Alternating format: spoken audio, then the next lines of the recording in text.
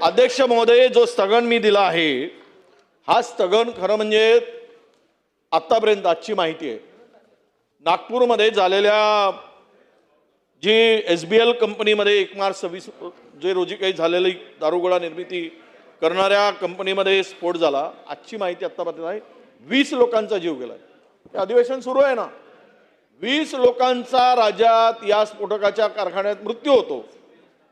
अधिवेशन सुरू आहे आणि त्यातील पुन्हा 7 कामगार हे अत्यंत गंभीर आहे।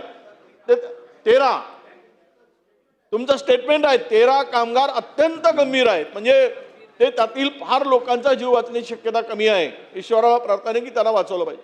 अध्यक्ष महोदय, तरी हा स्थगन आपण 57 ची नोटीस देऊन स्वीकारत नाही तो अधिक, पण मला ह्या बसतो ना स्थगन, आपल्याला यावर चर्चा झाली पाहिजे। अध्यक्ष महोदय, हा इतका गंभीर विषय आहे। या नागपूर जिल्ह्यामध्ये जवळपास 11 असे स्फोटकाचे कारखाने आहेत आणि या 11 स्फोटकाच्या कारखान्यामध्ये आतापर्यंत 1.5 वर्षामध्ये मागील 43 कामगारांचा मृत्यू झाला। 1.5 वर्षामध्ये यामध्ये 25 महिला आहेत। अध्यक्ष महोदय, काय दोष आहे? 300 रुपये मजुरीसाठी या स्फोटकाच्या कारखान्यामध्ये एक महिला हे सगळे मजूर काम करतात आणि त्या जीव त्यांचा या सगळ्या प्रकरणामध्ये जातो आणि आपण कुठलीच काही गंभीर कारवाई होत नाही। अध्यक्ष महोदय, ज्या 10-11 कंपन्या आहेत यामध्ये 13 जून 2024 ला धामणा चामुंडा एक्सप्लोजिव्ह मध्ये 9 कामगार गेले। 6 फेब्रुवारी 2025 कोतलबर्डी यामध्ये 17 डिसेंबर 2024 ला सोलर एक्सप्लोजिव्ह इंडस्ट्रीमध्ये पुन्हा 9 कामगारांचा त्यामध्ये मृत्यू झाला, त्यात 3 महिलांचा समावेश आहे। अध्यक्ष महोदय, 19 जून मध्ये ते झालं। 3 ऑगस्ट 2025 ला स्फोट होऊन पुन्हा या सोलार एक्सप्लोजिव्ह इंडस्ट्रीमध्ये पुन्हा 2 कामगारांचा मृत्यू झाला। 2 कामगारांची प्रकृती चिंताजनक आहे। अध्यक्ष महोदय, अशा अनेक घटना नागपूर पासून हे जे petroleum and explosive safety organisation आहे, याचं पेसो म्हणतो, याचं ऑफिस नागपुरात आहे। अध्यक्ष महोदय, मुख्यालय हे देशाचं नागपुरात आहे।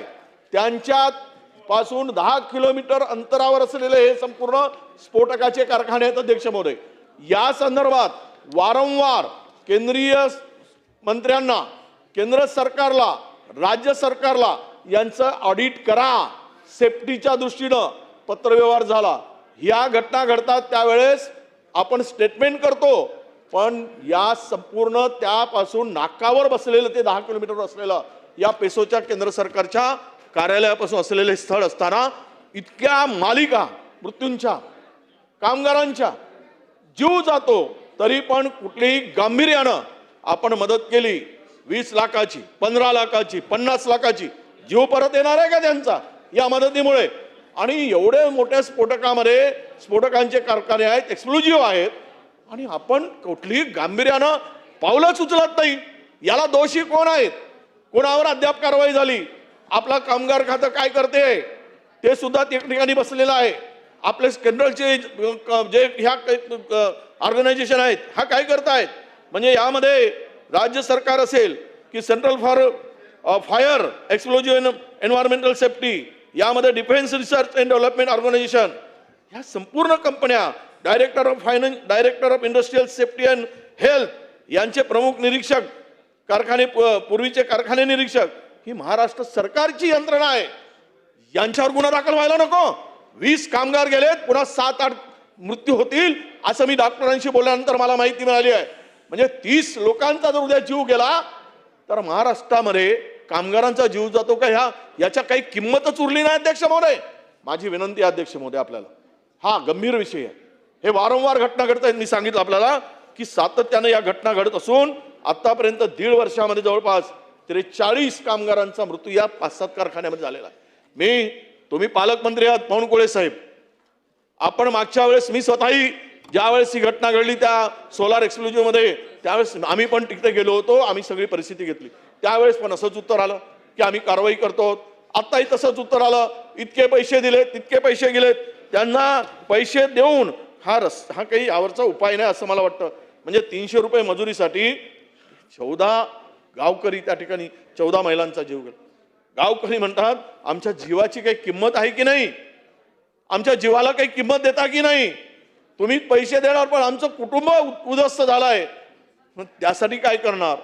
हा त्यांचा अर्थ असा प्रश्न आहे अध्यक्ष महोदय. या कंपनीमध्ये जायला पक्का रस्ता नाही. ही कंपनी कमर्शियल स्फोटके, बॅटरीतील सेल, डिटोनेटर हे सर्व काही पुन्हा मिलिटरीसाठी काम करताय. या सगळ्या गोष्टी या स्फोटक करण्याचा काय तिथे काम होतं अध्यक्ष महोदय. मला माझी विनंती आहे की यावर चर्चा खरं म्हणजे झाली पाहिजे. तुम्ही तिथे बसून मला विनंती, मी तुम्हाला विनंती आहे अध्यक्ष महोदय, सातत्यानं घडणाऱ्या घटना आणि या सन्मान्य सदस्य विजय वडेट्टीवार साहेबांनी एक मिनिट, तुम्ही निवेदनाने हा प्रश्न सुटणार नाही. तुम्हाला तुम्ही आम्हाला हो मी काय बोलणार आहे ते तर ऐका. बोला बोला बोला बोला बसा. सन्मान्य ज्येष्ठ सदस्य विजय वडेट्टीवार साहेबांनी आज जी माहिती सभागृहात मांडलेली आहे ती अत्यंत गंभीर स्वरूपाची आहे.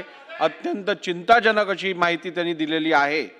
या जरा बसून तर घ्या. मला ही पद्धत काय आहे? ही पद्धत काय आहे? मग तुम्हीच बोला. आपण बसा, खाली खाली बसा.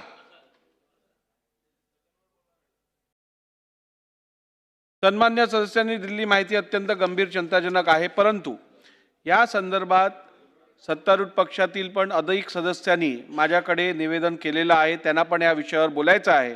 आपल्या सर्वांनाच माहिती आहे की स्थगन प्रस्ताव हे आयुध हे विरोधी पक्षाला वापरण्यात येतं, परंतु हा गंभीर विषय सगळ्यांनी त्या चर्चेत भाग घेणं आवश्यक असल्यामुळे या संदर्भातली चर्चा मी शुक्रवारच्या आत घडवून आणीन आणि आपण लक्षवेधीच्या आयुधातून किंवा इतर आयुधातून सगळ्यांनाच भाग घेता येईल अशा स्वरूपाची चर्चा इकडे सादर करू.